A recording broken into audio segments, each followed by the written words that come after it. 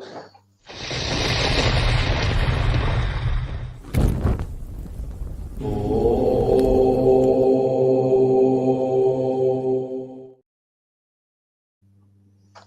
evening, everyone. Welcome to another session with Srinivasan sir. Let's go into the details. Today we will be discussing about some eagle relief. Sorry, wait a minute. Okay. So eagle relief at Ala. Okay, we will continue discussing about induscript. Good evening, very much. Good evening, sir. Srinivasan sir. Namaskaram. So let's go into the details, sir. Over to you, sir. If you need anything, ask me. I will be in the backstage. You can start presentation. Sure. Okay. Sarasvati Namastubhyam Varade Kamarupini Vidyarambam Karishyami Siddhir Bhavata Mesada. Now let us look at the impact of the induscript tradition in many areas of Asia. In particular, at Alakahuyuk in today's Turkey, it's a site of a Neolithic and Hittite settlement in central Turkey. It is decorated with in a Sphinx gate, is decorated with a double-headed eagle engraved as a low relief. The eagle holds rabbits in its claws. The legs of a goddess walking towards the city can be seen above the eagle. That's an amazing narrative. Two-headed eagle holding rabbits in its claws, the talons. Rabbit is an induscript grapheme, as you can see in the copper plate inscription, and also on the tablets showing a fire altar on one side with a circle, dot and circle in the middle, and an eagle in flight. And also there are small little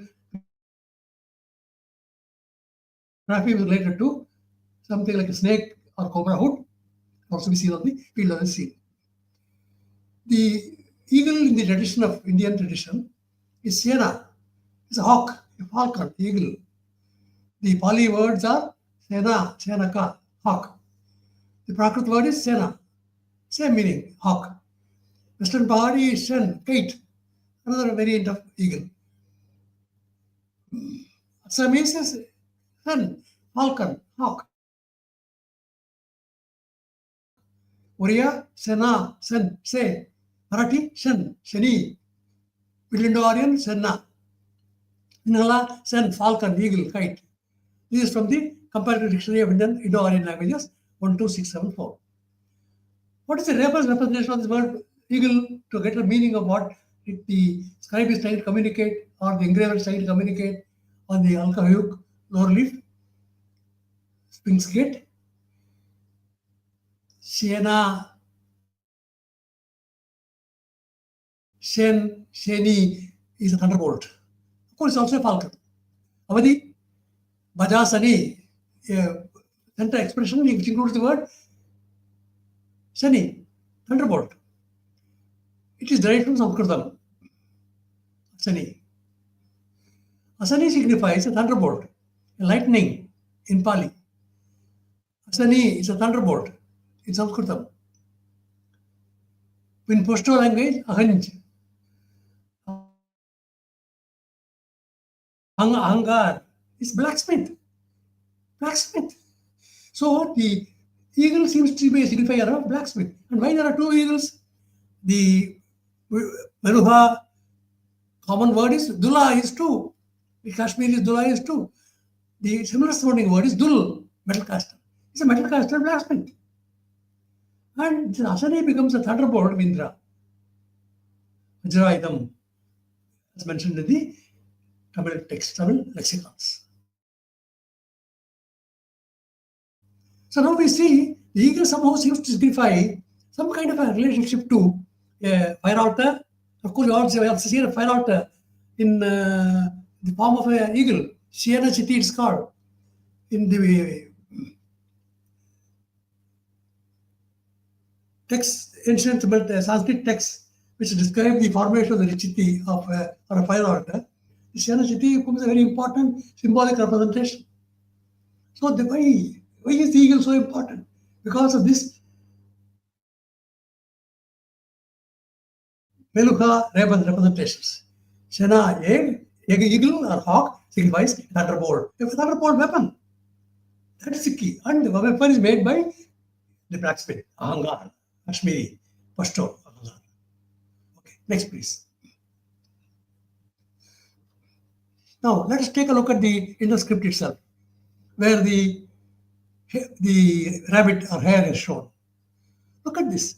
Hare is shown in front of a thorny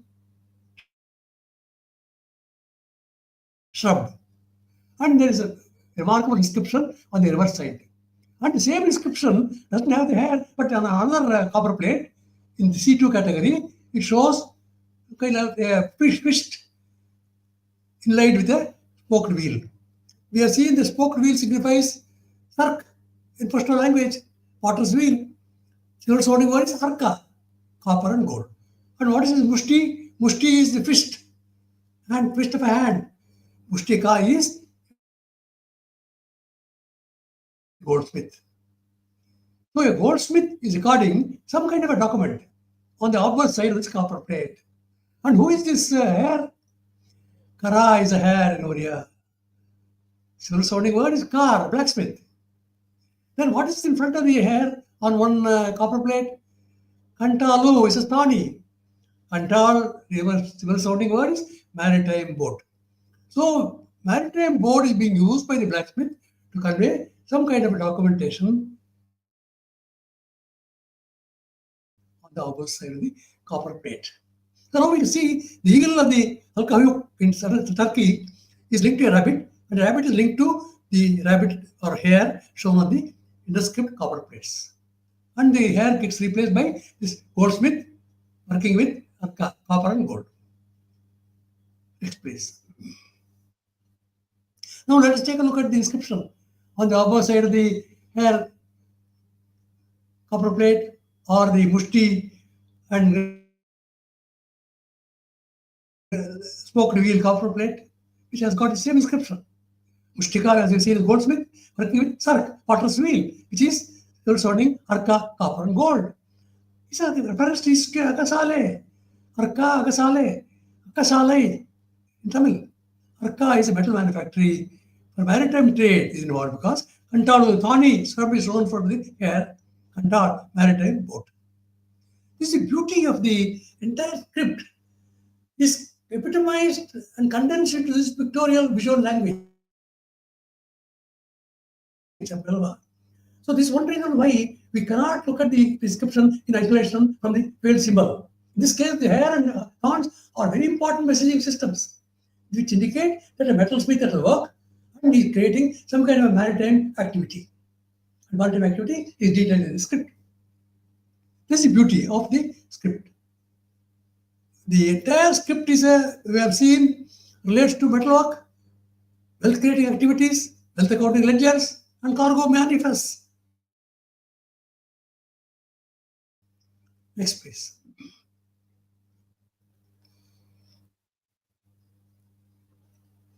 Now let us look at the spoked wheel.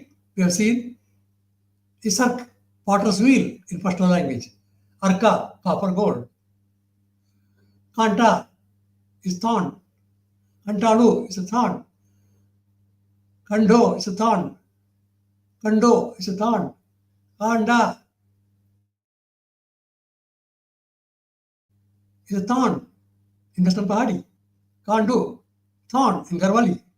Similar sounding word is Kanda, implements. So we are dealing with the blacksmith making implements for a maritime cargo documentation.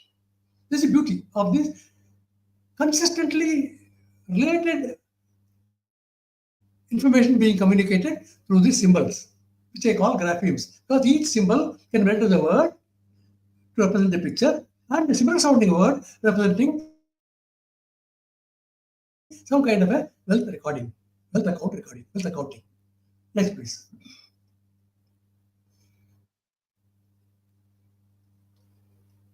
Now again, we go back to that beautiful composite sign, which equates to the hair rabbit or in front of the thorn.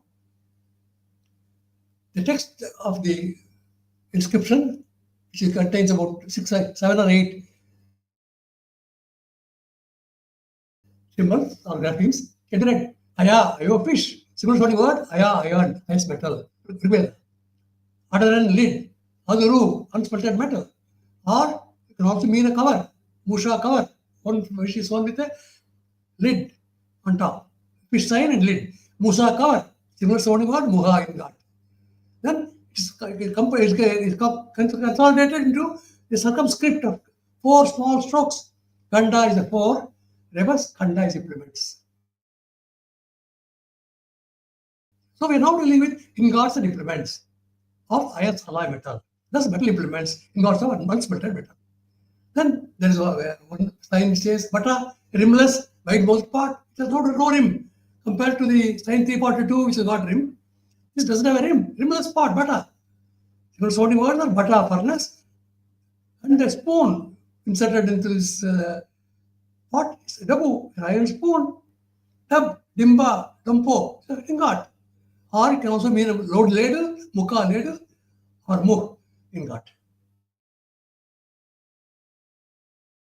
And next symbol shows 3 lines, kolmo 3, kolmi smithy forge. Then lubricated, dula 2, dul metal casting. Then a pair of wristlets or bangles are shown, kara. Symbol sounding word is kar, blacksmith. So blacksmiths ingot of this smithy and forge. Blacksmith has a work at smithy and forge and is producing this ingots and equipment. Then sign 169 is shown. Kuru is a sprout. That symbolizes the grapheme. Similar sounding word is Kuru. Bar of metal. It's also an ingot, which has been drawn very beautifully by Paul Yule in a brilliant monograph on metallurgy in India.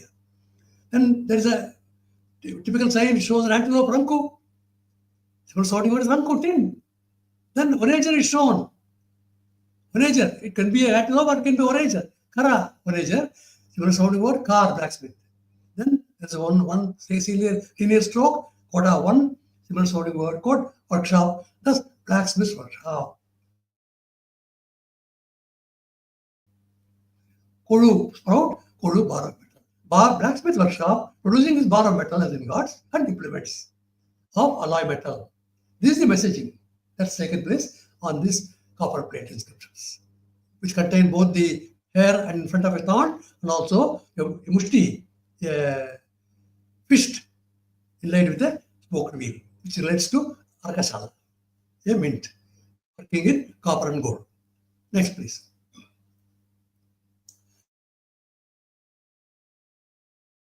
Now, let us look at the very typical expressions from the Kannada dictionary, Kittel's dictionary. Akasala, Akasala, Akasala means a gold or silver smith. Akasalike, the business of a gold or silver smith. Akasaliga, Akasaliga, Akasaliga, a gold or silver smith. Akasale, Akasale, Akasale, workshop of a goldsmith or a goldsmith. So we are dealing with a blacksmith who is working with gold and becomes a goldsmith, but also with copper and alloy metal in this bin called Akasala. Akasale. The metal manufacturing. Next, please.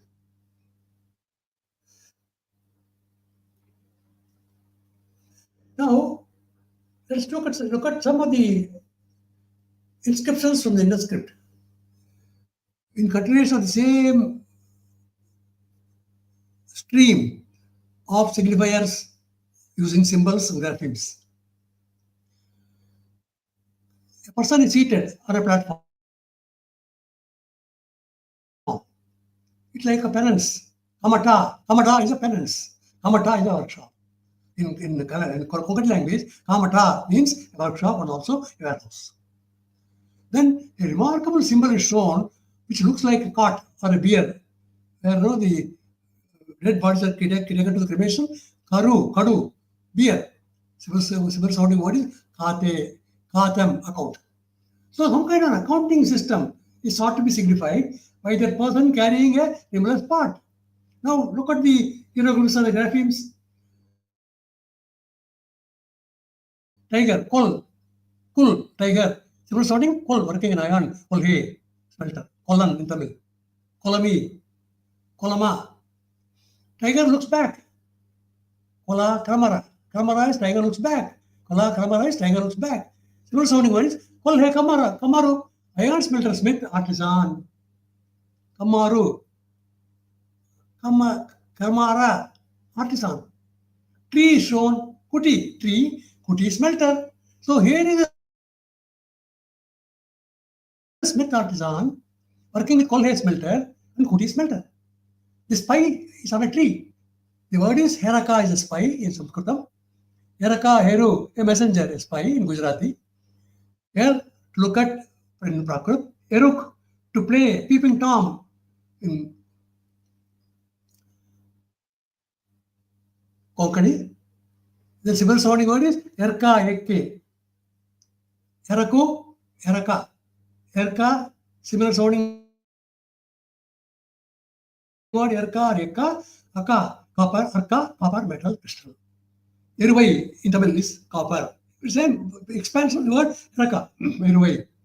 Eraka, any metal infusion in Kannada too. Eraka, copper in Kannada.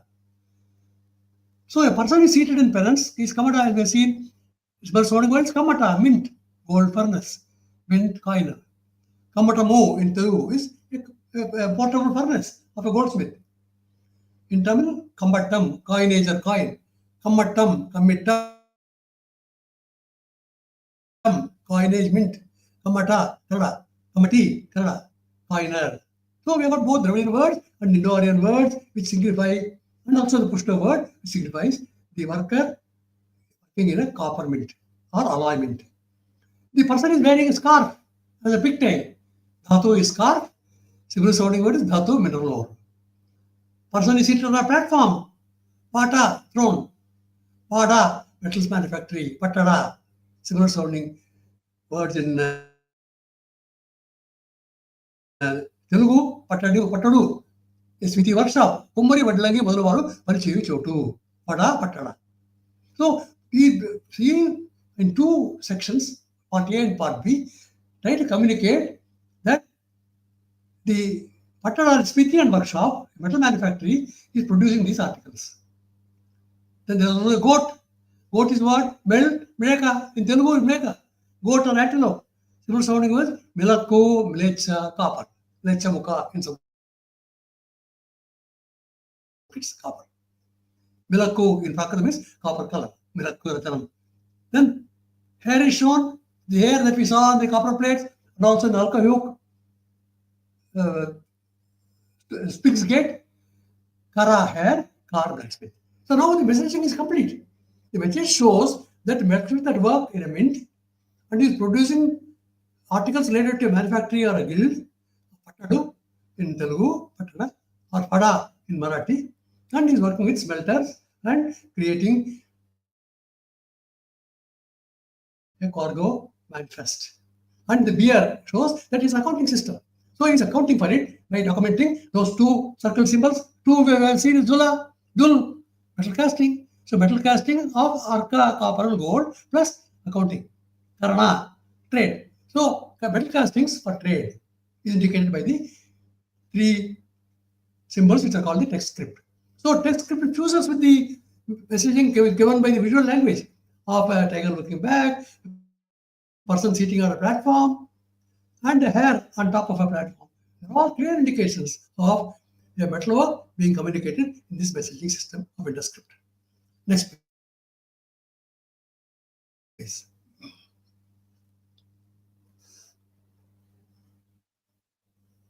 Then let's continue with the same two fantastic images of the Katam, Kadu, beer, Katam account. Above the hair, an anvil is shown. What is an anvil? Which is the major instrument tool on which the goldsmith or blacksmith work? Iron is an anvil. Similar sounding word, iron smithy. So the anvil that is shown on top of the platform above the hair on this two-sided seal, the signifies a smithy. And in Sanskritam, this iron smithy word gets expanded as Adhikarani, anvil. Adhikarani, smith's anvil.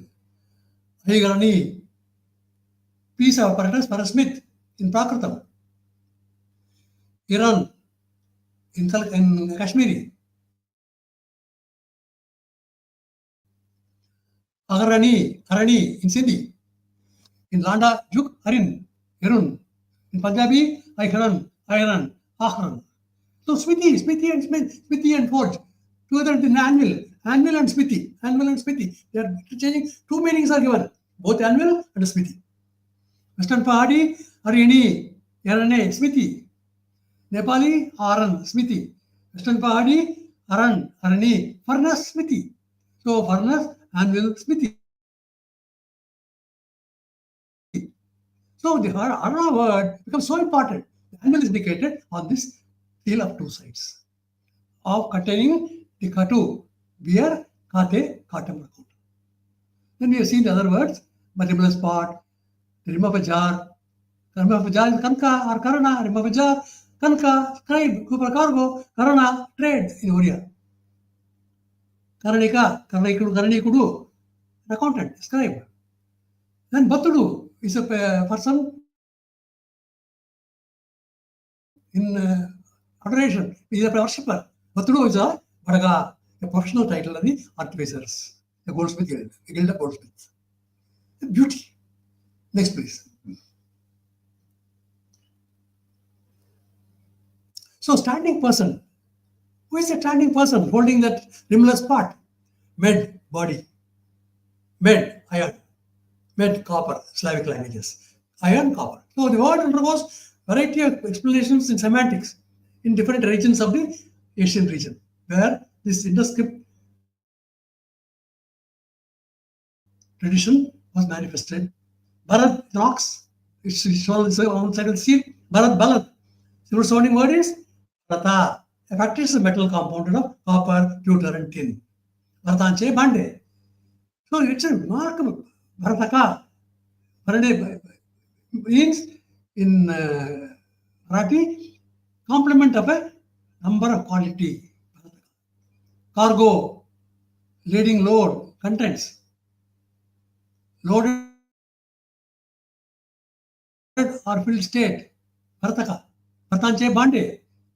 Vessel made of metal, Bharata.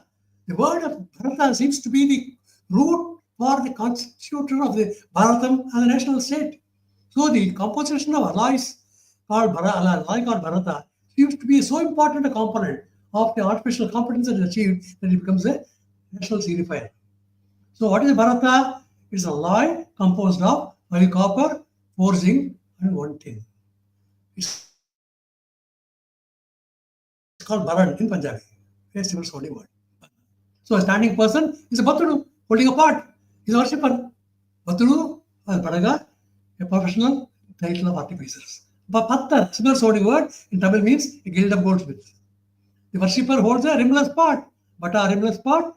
Rebel, similar sounding word. Bata, furnace. Bata, iron. So now you see, the messaging is again and again emphasizing the fact that these are wealth resources created in a smithy using furnace. Next, please. Let's look again. Go back to the word and look at the lexical repertoire of various languages of our country. Katia. You know, the beer, the bed, or a cremation holding a dead body, a corpse being taken. Katia. In Oriya. Duli, a small bed, like a conveyance borne on the shoulders of men by poles. And variations in bedstead, Katia, in Oriya. Stretcher, carrier a small bed-like conveyance for carrying dead bodies, wounded men or sick men to the hospital, like an ambulance of those times. A bier, Katta, bedstead, kind of grass. A framework for carrying a corpse. Katti, a beer. It's a beer, clear representation of beer. But the signifier is kata. Katu, beer. Khatem, account. So he's trying to use an accounting system together with the rim of the jar, which is karana for trade. So a trade accounting system is thought to be signified in this seal on two sides.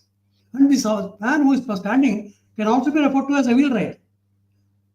Khati, wheelwright. And its duplication is dula, dul, metal casting, ara, rebus, ara, brass, or arka, copper gold. So this is how the entire script, both the text script and the symbols on the fields have to be read together in a consistent way related to the life activities of the artisans. Next, please.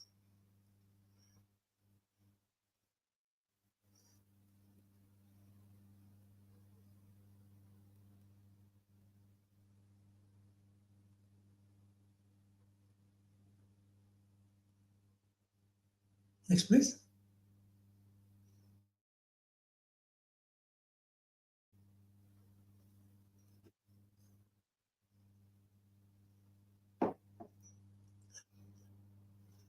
So the beauty of the signifiers of the words, see what we are seeing as a bull can also be seen as a buffalo. Rango, buffalo. Ranga, zinker. Zinc, alloy, spelter, pewter. Thus cast copper may be indicated. Then each of these words can be read with reference to the symbols as graphemes. And we can see the bedstead and the standing person. All the symbols can be conveyed in the meluha,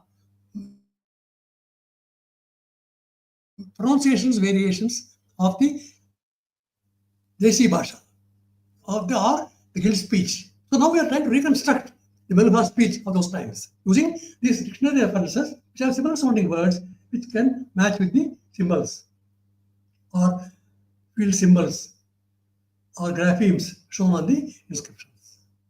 Next, please.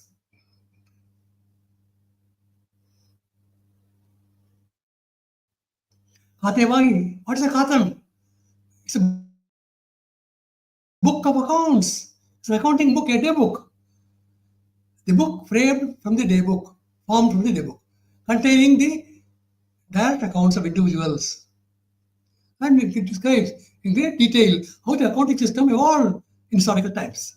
It's a beautiful documentation. How the Khati word, the beer, the bedstead, signifies Khatam, accounting system, or a day book of the activities of the artificers. So what was the purpose of the writing system? It is not to occur only prayers. It was to document what nature of work was being done and what are the nature of products that were produced and how they constituted the wealth resources of the field. This is the beauty of the entire script. This is only symbolic, and we will see again and again hundreds and thousands of inscriptions which follow the same pattern, same cipher of graphemes, that is a word, graphemes, similar sounding words, that is wealth resources or cargo manifests. Next, please.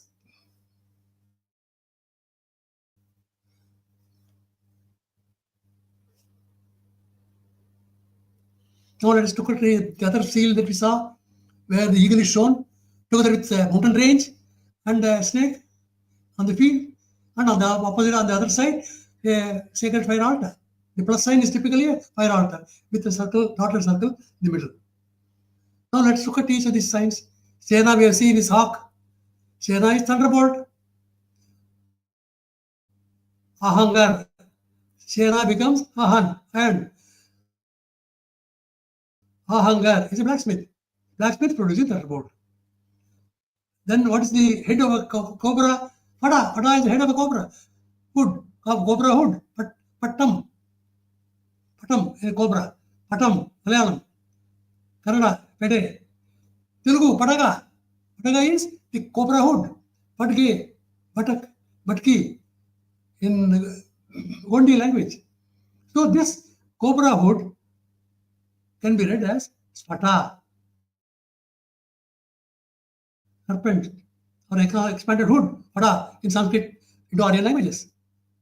Similar sounding word is pada, manufacturer company, patada, public office, keeper of all accounts, registers. That is pada, where documents are recorded and kept. So we can now reconstruct how the entire artisanal activity was organized and built in industrial scale to document the works of accounts registers. Now, what is a mountain range? Danga is a mountain range. Civil ceremony is Dangar blacksmith. So it's blacksmith's work again and again. Iruvai is a kite. Yaraka is seen as a copper. Iruvai is also copper in Tamil. Yaraka is a wing. Yaraka is a molten cast. Then we can see find a peaker's leaf. If that is so, it signifies loha, copper or metal, or pasara, smithy. Next, please.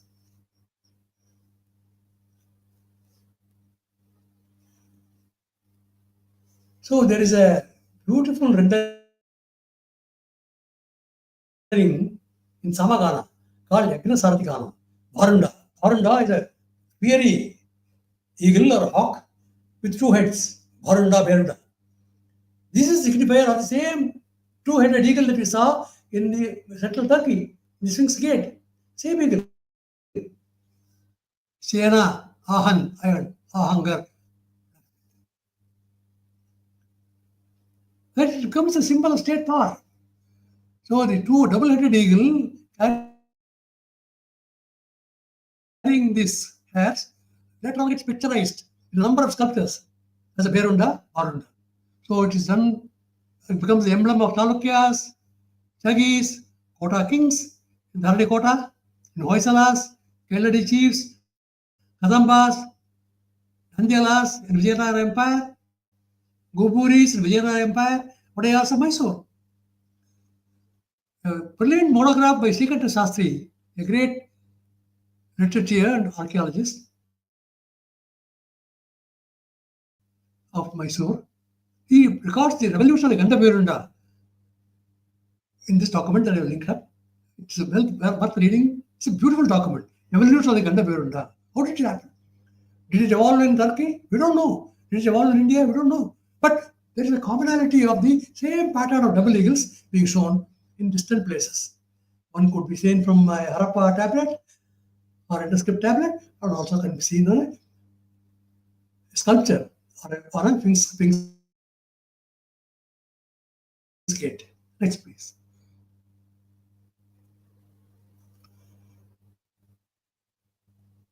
Again, there are some beautiful documents available from Tepe Asia, which shows this eagle in flight, and it's like look at the way it's picturized. It's like wearing an armor. It's armor on the body. So some kind of a power is thought to be signified by this beautiful visual representation of the Sena or the hawk, which signifies Sena, Vajra, thunderbolt. Thunderbolt, the very emblem, the very symbol that was recommended as a flag of the Indian nation. Next, please.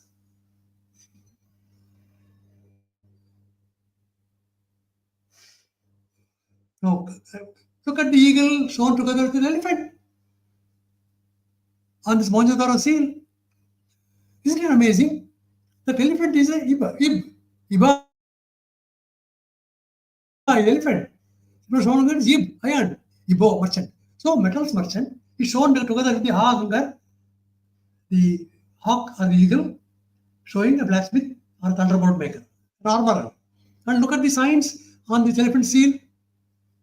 Gato, cross of a crab, or pincers, gato, a pair of pincers for holding very hot material, hot resources. Similar sounding words. Dhatu, mineral, working with minerals. And what is the small little sign 241, with two room partition? It's a Kambattam coinage. We'll see it also on a Kalibangan seal, which proves that it is Kambattam. Mint is indicated. Kambattam. Kammata coin. Then the third sign is like Garicomb, Kannada is a curriculum in Gujarati. Sound with Kannada daybook. How to lie. So we saw the daybook Kate. Here it is, Kannada, a daybook. Kate is a book, Kannada is a day book account. Ledger. So a ledger consolidating how to lie work by these blacksmiths and armorers. Next please.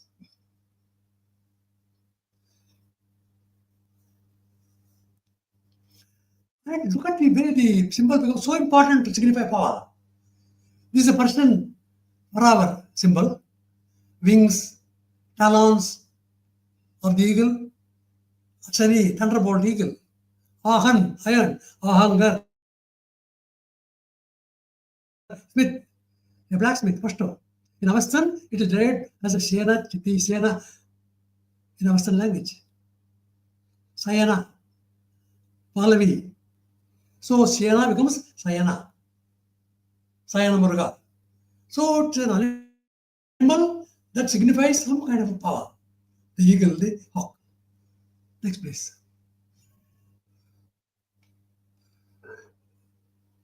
So let's get back to the where we started. The two-headed eagle carrying these two rabbits or hares. So beautiful.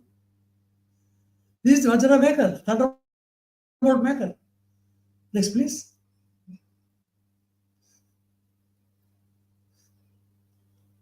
In Tepe, here, Altin Tepe, there's a bronze seal,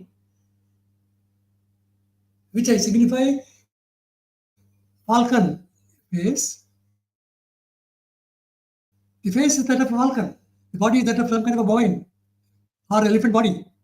Rear legs signify talons of a falcon. Front leg signifies elephant leg. Come on, elephant, falcon, elephant, falcon. These images are fused in this beautiful seal from Altin Tepe. Iba elephant signifies sorting what? Ibo merchant. Ib iron. Plus Ibibo iron merchant. Sena, thunderbolt, falcon, Vedasani, and so on. Ahangar, thunderbolt maker, weapon of Indra. Siena, Ahangar. Next please.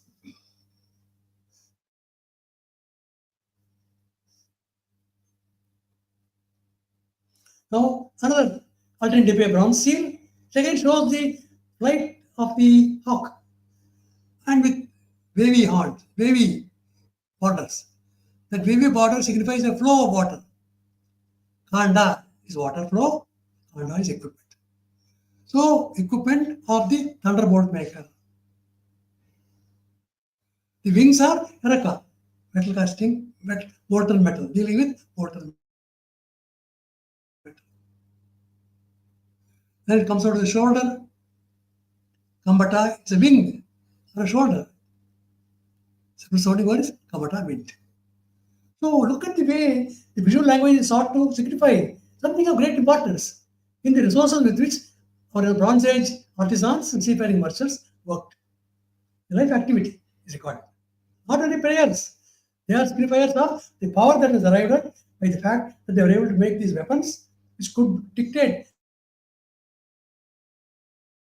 and establish power for an important person or the ruler of the people, a particular region. Next, please.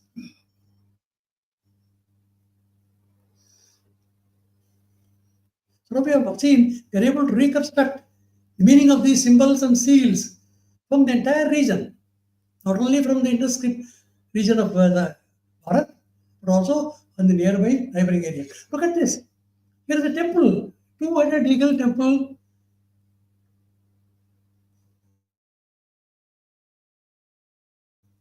It's amazing. The Altin Tepe shows a double-headed eagle, and this temple shows a double-headed eagle. Takshashila is the place where this temple has been found. So we find the double eagle in Takshashila. Double eagle has been found in Alkayok, in central Turkey, and the eagle representation as in the wings together with the metal merchant. And the three faces of the eagle joined together into a composite animal. Look at the beauty of the Altin Tepe silver sea. Three animals are joined together, joining, Charlie, joining, and twining. Halika, village of artisans. Sangada, joined animals, joined parts. Sangada, maritime boat. Sangadam, Sangada, maritime boat. Now, next please. So this is how the wealth resources are getting documented in a number of inscriptions of Altendepe, Keleli, Togolok, Kamshirghar, Shadat, and the Great Seal of Pakaskai. Look at this Pakaskai seal at the bottom right. It's stunning. Two-headed eagle with a twisted sign, which is a typical induscript sign, grapheme. Twisting is made a twist like a plait of hair, or three ropes joined together to make a rope. That is twisting, Veda. Veda is Yajna. Veda is Dhanam. Veda is a great wealth resource. So all the impressions, the smell, core, Meluha, the ancient speech word is getting signified and represented. All the seals that we have seen on this that slide can be read with reference to the thunderbolt work or the armorer's work. Next, please.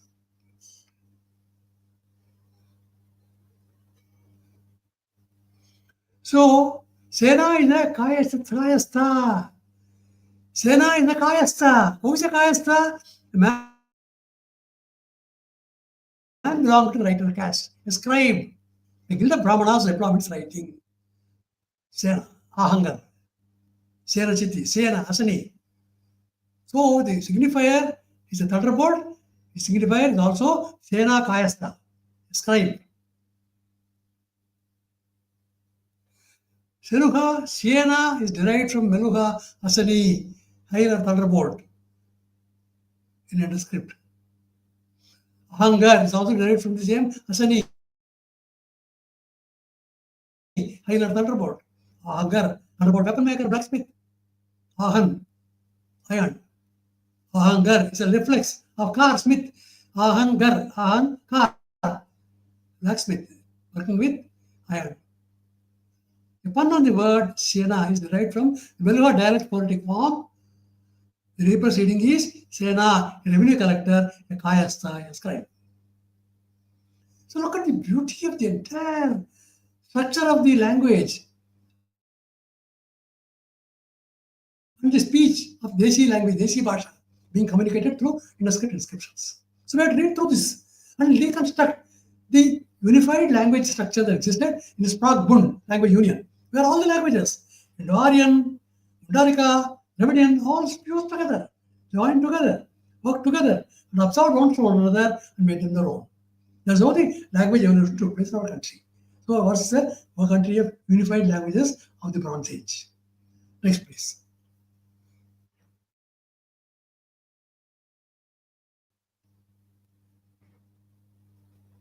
Double-headed eagle, shown on a very beautiful shaft called axe. Double-headed eagle is in centerpiece. Axe head is shown, and on either side, one varaha is shown, boar, and a jumping tiger is shown. Jumping tiger, two eagles like a anthropomorph attached to a body of a human person, some kind of a strong person, right? Powerful person, ahangar. And on the right, varaha, body, varaha, body, worker copper, iron, and wood. And jumping tiger, chali, jumping, kul, tiger, kola, kol, working in iron, kolami, smithy. So working in iron, working in wood, and metal. And the two-headed we have seen signifies the thunderbolt maker, Vajra, Sena, Sena maker, and also a scribe. So the scribe engraver tries to record this information and messaging system in variety of forms. One we have seen on the Sphinx gate, we have seen on symbols, on the inscriptions of seals, and now we see it on a shaft or axe. Of the 2nd millennium BC, we don't know where it came from, maybe Bactriana, Vargiana archaeological complex, PMAC. Next, please. Now two-headed eagle and the cylinder makers are also trying to show the graphism of power, using the symbol of the multiple-headed eagle. Figure 8, seal impression from Alalak Del Chana from Assyrian colony period, taken from the illustration of Colton, catalog of seals. Eagle is shown with multiple faces emerging from a basic framework of a liquid jar, Ranko. Ranko is a liquid measure, Ranko is tin. Next, please.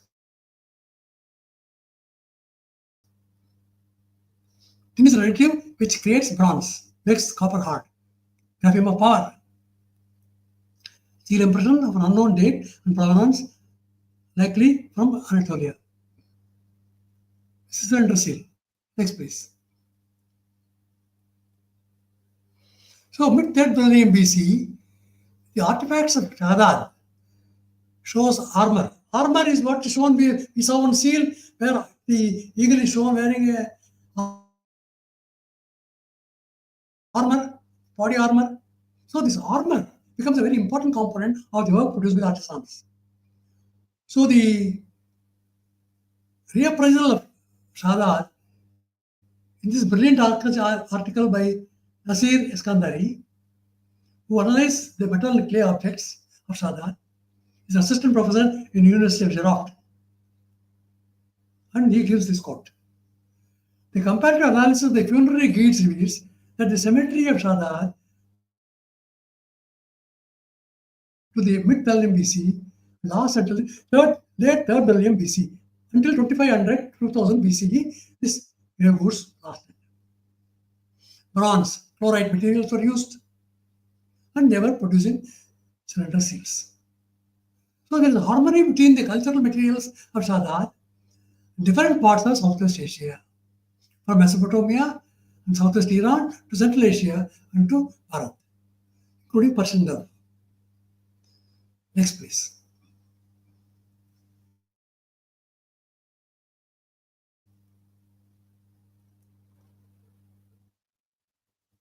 So Shahdad and armors. So location of Shahdad is very clear, close to the Persian Gulf and close to the Gulf region, or so-called Indus Valley civilization or Sarasvati-Sindhu civilization. Shahdad was a major Bronze Age center, discovered in 1968. Ali Hakemi of Archaeological Institute of Iran investigated the site and conducted excavations for 7 seasons. It records beautifully. Incredible summary. So shells from the distant Persian Gulf are seen here. The Indian Ocean floods are seen here. Evidence shows that ancient Shahdad had a large metalworking industry at this time. So total archaeological assemblage of artifacts shows that metalwork was the major component of life activity of the Bronze Age. So how did the Bronze Age arrive? These people were documenting their wealth resources. The induscript is an effective documentation of the Bronze Age wealth.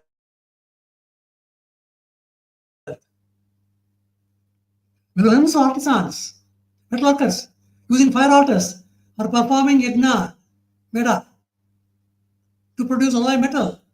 Yes, metal castings, yaraka. Their wanderings as explorers of mineral sources explain the presence of minerals and their writing system patterns in hundreds of cylinder seals of ancient theories. All those pictures, how do they come from? What is the background? Some more relationship to the Indus scripts, seals, Indus visual system, visual language seems to be apparent. So in a repertoire of metalwork. Next, please.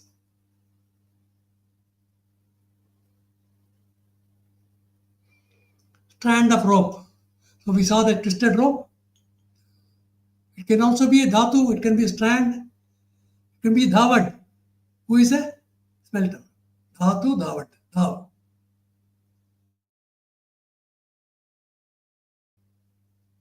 And the tiger dance, kul, tiger, kula, headman of a guild, kul, working iron, kolan, blacksmith, kolel, smithy, temple in Kota language. So the smithy becomes a temple. Amazing. So that means that's the place of work where they dedicate their entire life activity. So that life activity place is a temple. Kolimi in Telugu is a furnace. Kolimi, Kolstana, is a forge in Goti language. To repair a plowshare, Kolstana. Kolhali is to forge in Kuvi language. So the Kul Tiger word is key to unfolding the nature of artisanship, the artificer's work related to metal. Next, please. So the winged paline now followed by winged double eagles. So scribe of Mlechita Vikalpa, a cipher writing system. What is Mlechita Vikalpa? Mlecha cipher, Milopa cipher, copper worker cipher, Kayasta cipher, Sena cipher. Sena is Kayasta, scribe. His cipher system is presenting visual language in Milopa expressions. That's the graphemes. So the graphemes signify the language system. And the cipher is based on this rebus principle of similar sounding words, which is the same principle that was used in Egyptian hieroglyphs. For example, Iba is an elephant, Ibbo is a merchant, Ib is iron. So that's it. Sena, a hunger, blacksmith. Next, please.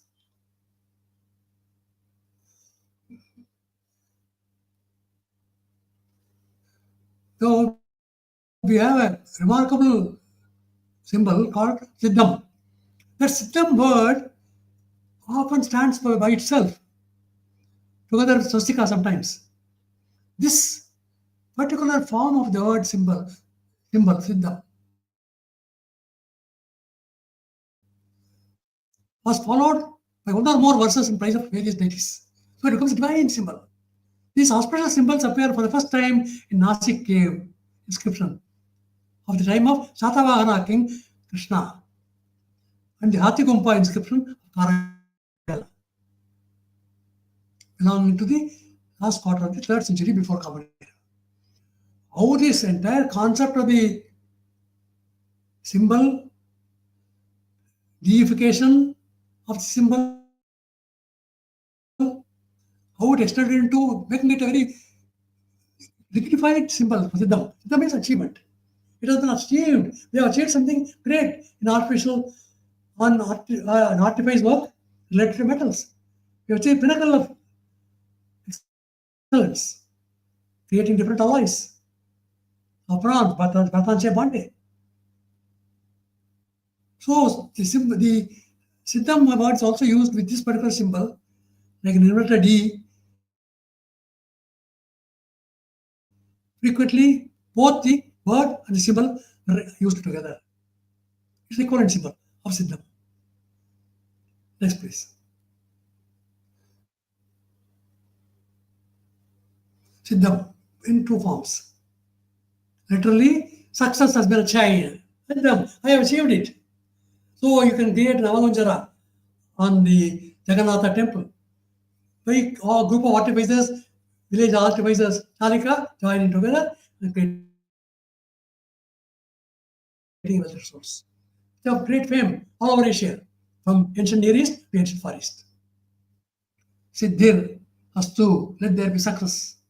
Siddham is defined in the epigraphical glossary, in ancient descriptions. So this is how the tradition goes back to the double-headed eagle and power, achievement. Architectural, archaeological, metallurgical excellence that has been achieved. Next, please.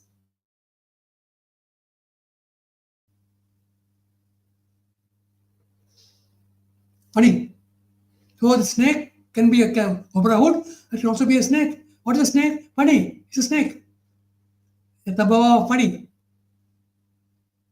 Labor civil sounding what is funny? Market. Merchant. Funny. Phoenicians.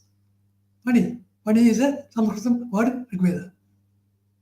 So Ahanga, Panis.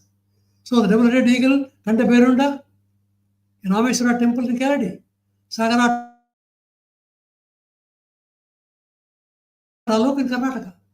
How come this symbol that we see of a double-headed eagle found in mid-Turkey on a stone gate of a sphinx is also seen in Karnataka?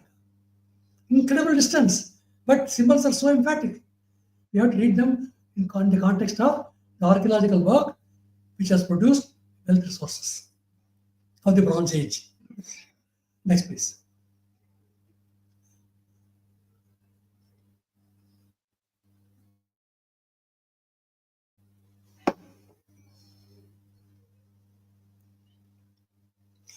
Now you can see the typical inscription from the induscript to the latestupdate and the eagle in flight. Sena, thunderbolt eagle, silver summoning word, Sena, scribe, kayasta, ahanga, smith, blacksmith, thunderbolt maker. Now we can read each of these signs, 7 or 8 signs.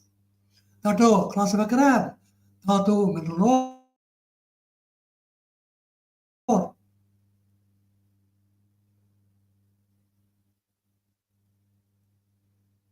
Kota, peg, Koti, peg, Goti could be silver, or it could be ferrite ore, or it could be kunt, it could be a landmark or a peg, or it could be a stump, it could be a wooden pin, kunta.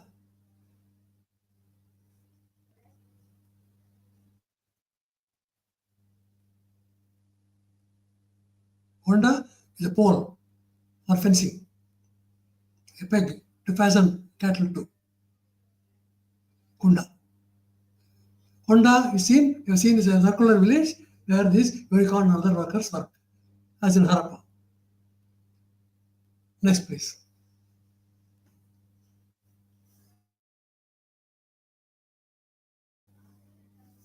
So again, we get back to this picture of the Akamari Garuda with the eagle in flight, almost like an anthropomorph. Eagle holds a dotted circle, a grapheme hieroglyph on its right talon, in God with a T grapheme on the left talon. So left talon T, right talon dotted circle. They are very important symbols. Dotted circle is a pata, a bead. Pota is a metal infusion in Telugu. Pota, Potaraju. And the T symbol seems to be some kind of a mold where the ingot molds are created, as you have seen on the Varka vase. Next, please. Shadad, Indo-Aryan borderland. The inscription is seen on the pot. And on the bangle in Mohenjo-daro, we see inscription with comparable signs. Ranka, Tanka is a mint. Mukh is an ingot. So, ingot from the mint. Bata, warrior. Bata, furnace. The warrior, Patade, annual workshop. Bata, Patade. Patada, workshop. Kamari, declivity. Slanted stroke. Simple sorting word. Karanam, work. Work of blacksmith.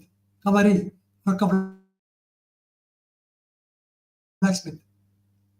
Kanach, the angle, robust side. Kanach, Kana, corner. Kanchu, bell metal. Kanchu in Telugu, bell metal. So metalwork resource. Our images are shown on this pot, but also on this panel for Mohenjo-daro. Next, please.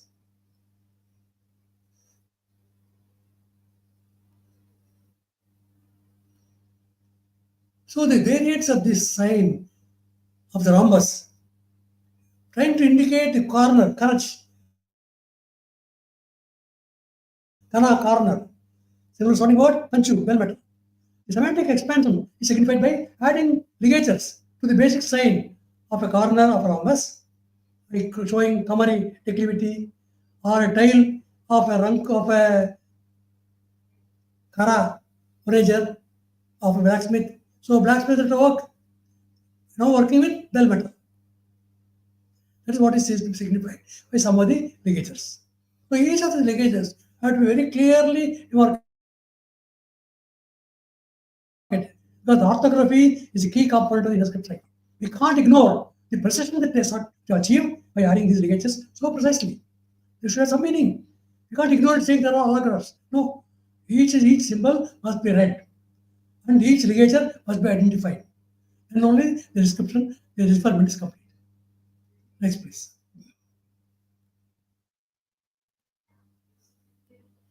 Look at the standard of Shadad. It's like a flag with a eagle flying on top. It's made of bronze. And there are symbols in this beautiful bronze plate. Shadad inscription. Just spend a little time going through this visual. It's in color, but also in black and white. It is roughly dated to 2400 before Common Era. It's a flag, Shadad. It says, this is my achievement in Shadad.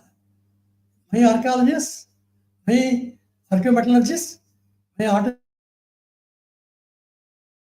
artisans have worked this, produced this. Who is this? Under the leadership of the Falcon, Sena, Ahangar, Thunderbolt Maker. Next, please.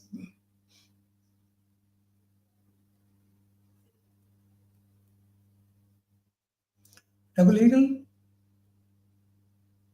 eagle, steppy eagle. What is this eagle? The bronze standard of Shadad is the oldest flag in the world. That's 2400 BCE. Shani, Vajra, Thunderbolt, Ahangar, blacksmith. These are the meanings, words being communicated through those pictorials of the Shadad standard, bronze standard. With the wing, Yaraka, molten cast, silver sounding. Sena, Hak, Asani, Ahan, goes on. Asani, Asana, stone, Asani, thunderbolt. So it's almost like a hailstone coming from the huge clouds of Indra. Thunderbolt, hailstorm. Have similar sounding words which signify a thunderbolt, hailstorm, and weapon. Next, please. Radha standard. And look at each of these symbols which have been drawn in a drawing. Menda, kneeling position. Med, iron.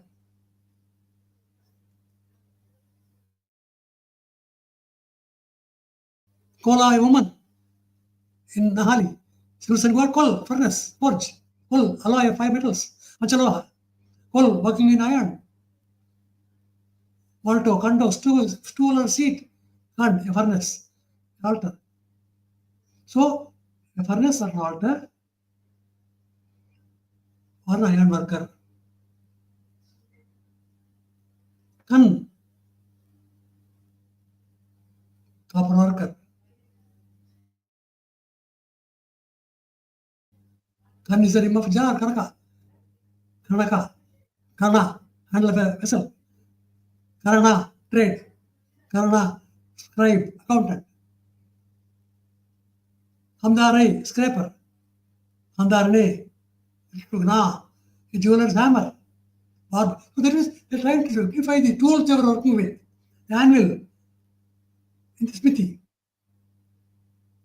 So he's also a miner, an excavator.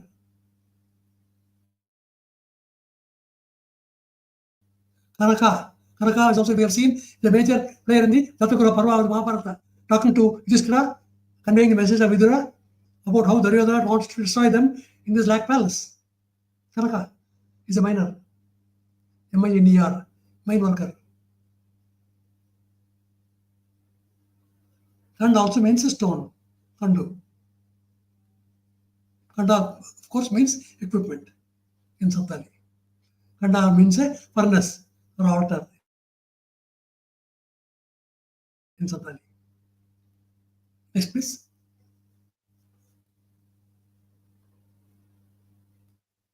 Again, look at the standard. Kul tiger, Kul puli, Telugulo, Bengal tiger, Kul huya, jackal, Kul he, smelter, Kul furnace, forge, Kubi language, Kul alloy of 5 metals, Pachaloha in Tamil. This Jewish theme, a humble bull, Pola.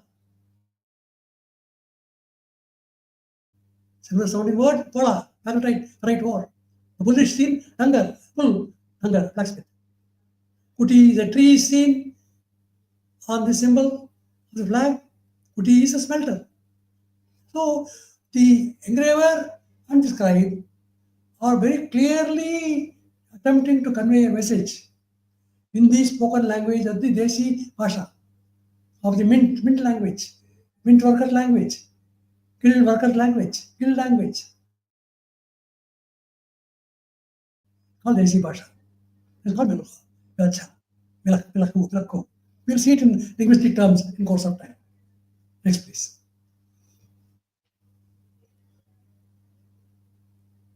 Again, standard. Look at the twist that's shown on the drawing. The twist of a rope or a plate. Menda is a plate. Plate. When a man head is iron. Iron work is going on here. Meda, according to Nirutta, means yagna, dhanam, wealth. So it's a treasure that's being brought out of the sacred fire altar. Yagna produces this wealth. Agnimile purohitam, datamam, the giver of treasures. Next, please. So now we can compare the Sada standard, which has got a eagle in flight, the top of the flag, and the double eagle of Alcoyoke of Turkey. Again, the same symbol that unites both of them. The twisted rope, the plait of hair, which we have seen is Medi, Med, Dana, Yagnam, Medo, merchant, Med, iron, Med, copper, in Slavic languages. Next, please.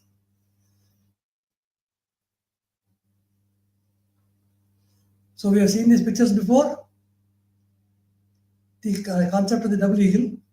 Next, please.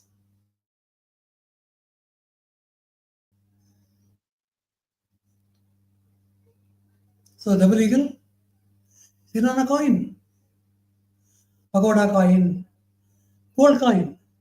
So the bronze standard of the flag, the oldest flag of the world in Sadar, gets into Panchmar coins, or cast coins, gold coins, pagoda coin, and the Berunda, and elephants. From the time of King Achyutaraya, Vijayanagara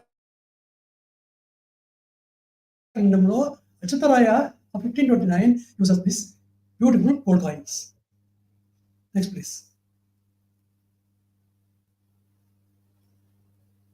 Sarasvati has been found archaeologically.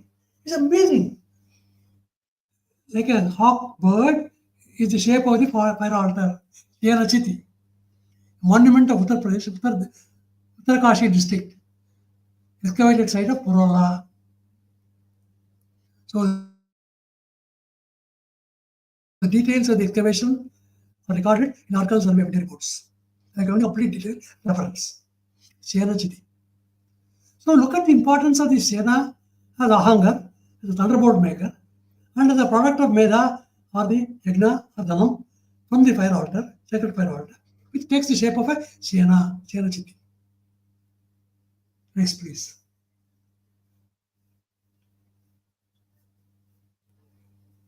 Again, two-headed eagle, fire altar, Smithy. This is a seal impression from ashore. Seal of an Assyrian king of the 14th century before Common Era. Look at the incredible amount of survival of the images of double eagle for thousands of years into Assyria, 14th century.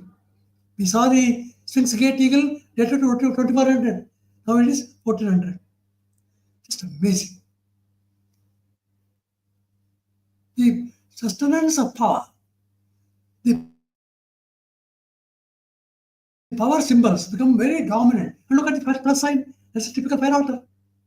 You have seen a number of seals and also on archaeologically found smelters, fire altars of Malhar in the Ganga plain. Next, please. Panda Berunda, Bogaska inscription matches with the Gandaberunda, the Desi Bhasha, the Samparka Bhasha, the colloquial lingua franca, where the artisans converse with each other. And we have seen the Ashutarayas, Vijayanagara kingdom, Old Varaha, having the double eagle. Next, please. So I am submitting that the symbols and the words associated with them are continuations of the core words of Meluha, which undergo a variety of variations pronunciation-wise in a number of languages, not only of India, but also of Iran and ancient Near East. And the Berunda link in Kannada takes us to Shadad standard flag and to the Sphinx Gate of Al-Qahyuk with Turkey. Hoysala kingdom racing back into Turkey. We don't have to bother about which direction information took place, exchange took place. It could be from India to Turkey or from Turkey to India. Does not matter. But the fact of the matter is that the languages, spoken words, and symbols continue to be used in a very extensive region of Asia, Eurasia. Next, please.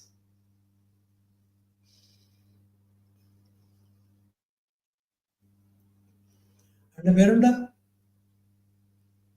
Kara blacksmith, hair. Kar is hair. Dula, two of them, were Dul, metal casting, so metal caster, blacksmith. Now look at it.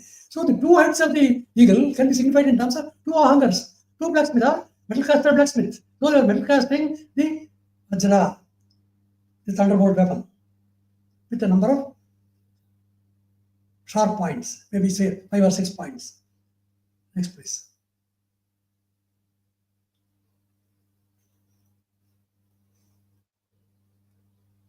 Some more cylinder seals.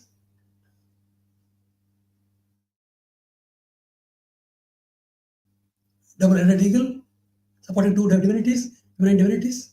So the symbolism of the ancient times, of the Bronze Age, becomes anthropomorphic. So where the symbols of the animals and parts get deified, they become divine. So in inauguration scheme of a rock sanctuary of Hezekiah, inauguration scene shows two princes standing on a two-headed eagle, holding two hairs, its class, signifying power of the princess, or assuming power. Next, please. And the Verunda again, now standing on top of a lion or a tiger, a white line drawing of a cylinder seal. Next, please.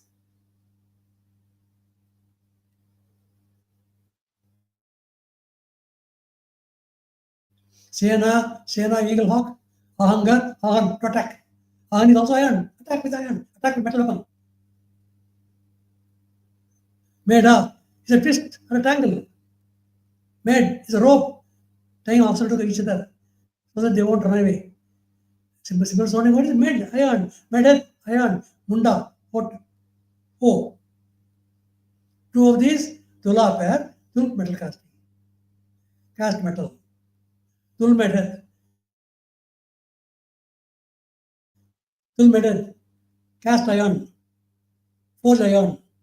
Kote metal. So Kote metal, Tul metal. Cast iron, forged iron. Cast iron is taken and put to a forge to make it into a sword. Kote. Next, please. Kuttu. Kuttu ante Telugu beating, hammering. Again, the two seals with the twist and the double eagle.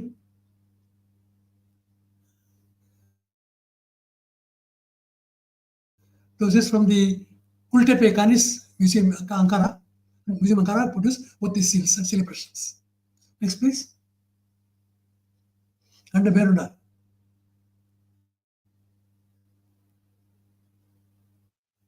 Sena Vajra Thunderbolt. Next, please. Same we have seen before. Next, please. Two more seals from Hittite. Seal bird, Bogaskai. Bogaskai. The eagles in flight on top of a hare. Rabbit. What's going on here? Rabbit, eagle, rabbit, eagle. So we have read as a number of words. Red ravers, signifying smithy work, mint work, blacksmith work. Next, please.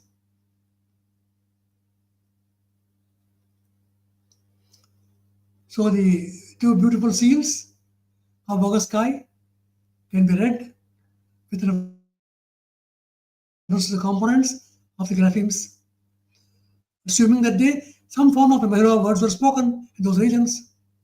Either the Mahila workers were present or the words were absorbed in those languages. Spindle, chakra, sark, chakra, chakra. Sark is a potter's wheel in Pashto. It can be chaku, spindle, chako, chaku, wheel, tikiri, circular form, potter's wheel. So look at the way the word undergoes changes, various in pronunciation, tikari, tikuri, takku. So this is how the language undergoes pronunciation variations in different regions. Next, please.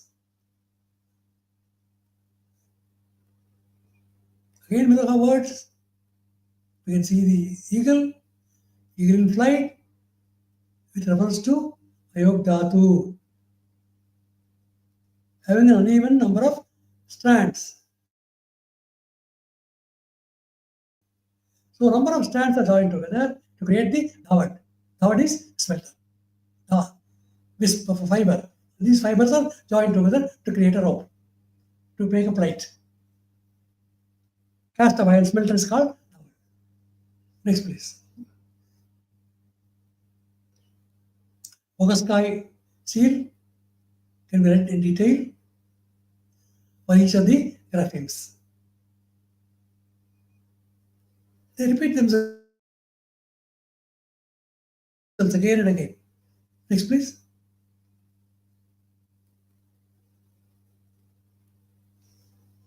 A two-headed bird and the Berunda is the same Hittite bird of Hittite origin as a two-headed eagle in the West. The myth says that Vishnu assumed the form of two-headed eagle to annihilate Sarabha, a form taken by Shiva to destroy Narasimha, an avatar of Vishnu. Again, a sectarian device to humble and rival creed. Such a bird appears in Sirkap stupa, which usually is dated to about the beginning of the Christian era, Common Era. It is depicted here sitting and turned to the dexter, and this seems to have been the common attitude for centuries. It can also be found on a fresco in Vagadishwara temple, consecrated in 1010 Common Era, much later on the 16th century Vijayanagara coin we have seen before. And the Verunda. Next, please. Here it carries elephant. So the famous Sirkap double eagle temple of Stupa in Taksha Zilla, Sirkap Stupa, is called referred to as the Indo-Greek archaeological site. Okay. Greeks also observed the same theme of double eagle. Next, please.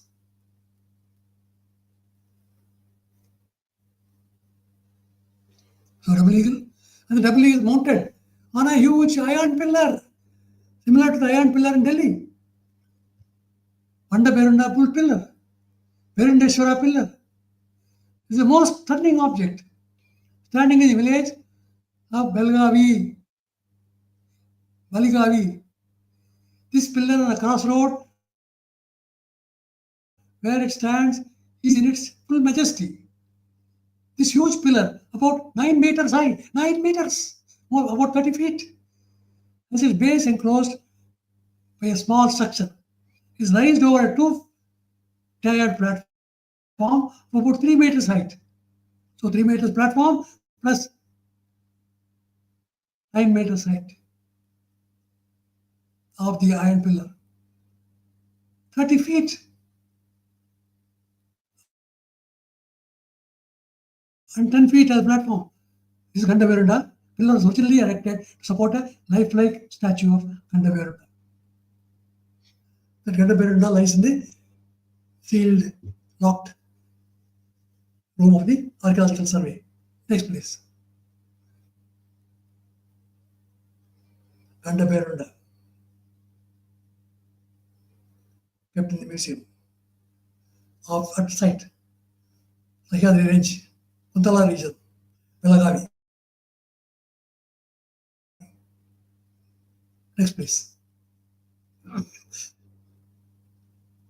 Gandaverunda should have adorned the iron pillar. You have seen 30 feet, 9 meter high pillar, which is gigantic. How they were able to construct this pillar, which is not rusting so far, as of date, is an amazing archaeometallurgical brilliance. It's shown with a goat, Aja goat. The goat is depicted here by Gandaverunda. Aja Varasa, the devotee, came. The donor who gifted the pillar and the temple of Gandaverunda is identified with induscript hieroglyphs. I suggest that the two peaks of Gandaverunda signify Verunda alloying operation. Dula, metalwork alloying operation. That way the two faces of the eagle are shown.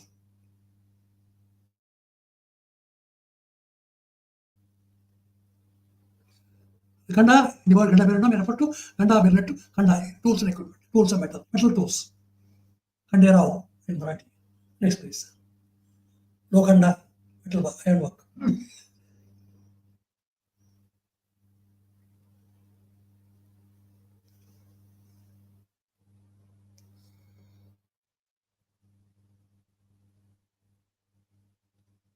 A terrible, frightful Verunda. I suggest the devotee is a person who commissioned the sculpture. He's seen, he is the devotee, standing on the left, below the sculpture. So he has already deified this Ganda Verunda, signifying power of the divine activity. So he is not able to visualize, and after thousands of years, that these ancestors were such remarkable metallurgists, remarkable armorers, who were able to create this thunderbolt. Ganda Verunda.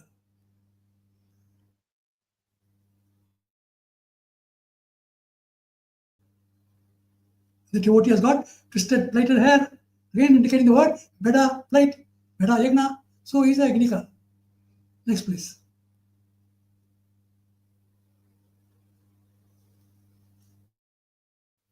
And the Veruna in Kennedy temple,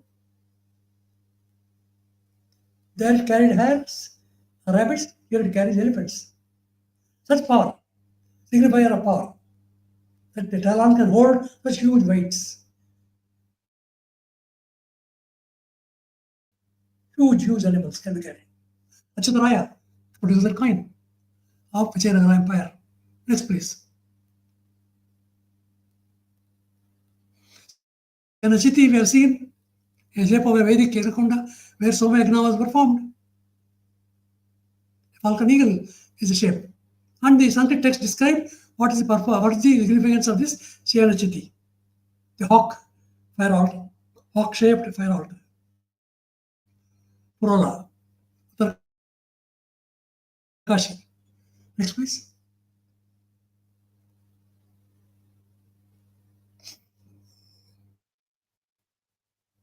Mesopotamia, eagle, spoked wheel, cow. Oh, spoked wheel, cow, eagle. These becomes very important symbols. Some signifying power, signifying metalwork activity, wealth creating activity. Mesopotamia. Next, please.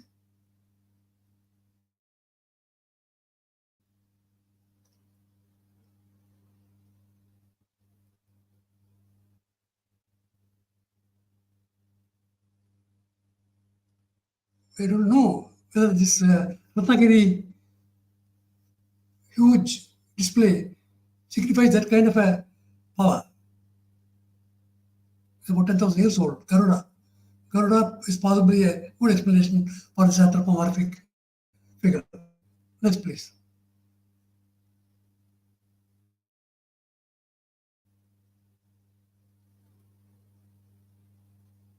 Garuda, tripod silver vase of Emetana, dedicated to the war god Ningirsu. So the mythologies and devotional enterprises, devotional signifiers of the mentioned Middle East, ancient Near East, continue to have these important power symbols signifying the power of the divine or power of the kings.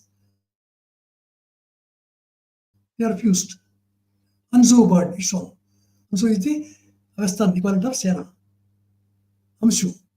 Anchu means iron, Tokarian. Amshu is Soma. Soma, Anchu, Amsu, Anchu, Tokarian iron. Some kind of power, some kind of metallurgical wealth, some seem to be produced out of this Siena Chiti, the Soma Yagna. Next, please.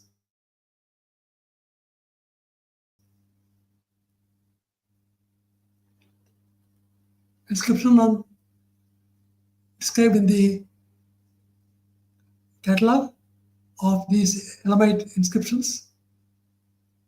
It's about CDLI. So the description is given in the cuneiform text. Translation is given here in breakthrough. So the eagle is being related to some person in Lagash, in Metana, ruler of Lagash, in Lil, in Meshana. Next, please.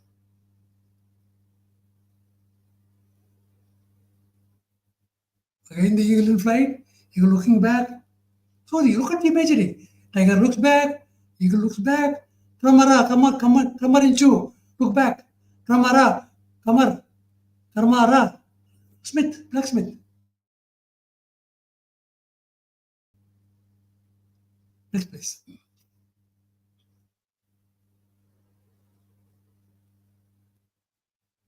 Okay, same symbolism. It's a copper piece of Anzu, the bird. Zu or Anzu. So Anzu, Zu, Sumerian metalwork. 2500 pure common era. Next, please. Eagle, stone, mace head, front and back. So the priest is talking about. Then on the right side is the eagle. It's too large to have been used as a weapon. Could have been as a ritual object. The answer is known as Indugud. Next, please.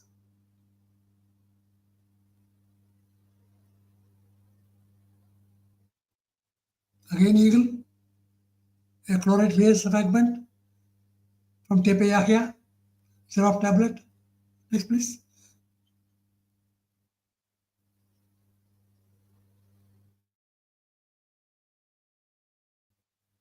Chlorite vessel, base, Seraph, showing the eagle forms, eagle in flight. Next, please. Symbols of power. So, again and again, symbols of power of the divine, symbols of power of the kings, symbols of power of Gandha of Vijayanagara Empire. So there seems to be some kind of a continuity in the messaging system and the meanings that are associated with these symbols, the graphemes. In Meluha words. Next, please.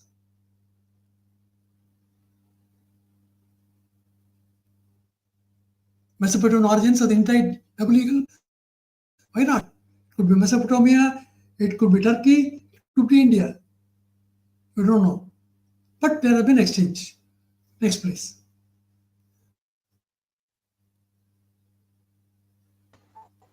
Sir, this presentation is completed with this slide. Yeah. Now, with this, we complete this session. Now we have gone through an incredible array of gallery of great glossary of words, the words related to the wealth creating activities, and the cargo manifest that they were able to create, and keep an account of the day books in an accounting system called the induscript. So, induscript accounting system cannot be read by merely reading the text as some prayers. No, they got to be read in overall archaeological context and the metallurgical work and the work related to wealth resources that was done at that point in time of the Bronze Age. That is the context in which the deferment must take place. We have documented again and again in thousands of inscriptions. Actually, now a total about 9,000 inscriptions, all related to this metalwork, cargo manifests, wealth creating activities, accounting system, trade glossary, again and again and again. There are. That is the sum and substance of this session. Thank you very much. Namaskar. Thank you very much, sir. I hope everyone enjoys this session. If you like this session, please like the video and also subscribe to the channel. We will meet again in the next week, Saturday, same time, 7 o'clock p.m. So please stay tuned and share with your friends. Don't forget to subscribe to the channel. Thank you very much. I'm going to end this stream now.